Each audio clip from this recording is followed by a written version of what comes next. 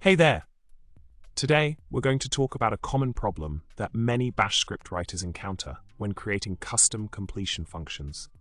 Let's dive right in and discuss the issue at hand. The problem we're facing is with a completion function for a Bash script that activates and deactivates nginx configuration files. The goal is to have different completion behaviors based on whether the completed word starts with, is empty, or starts with something else. It's like having different sets of suggestions depending on the context. Now onto the solution.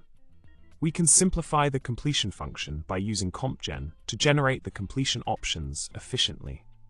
By checking if the completed word starts with, we can offer a different set of suggestions compared to when it doesn't.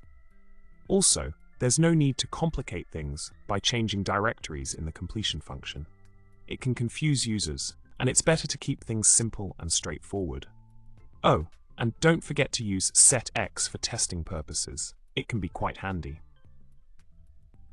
To sum it up, we can achieve the desired behavior by using compgen with the appropriate options for each scenario. It's all about making the completion function efficient and user-friendly. And remember, when writing scripts, always test and run them through shell check for any potential issues.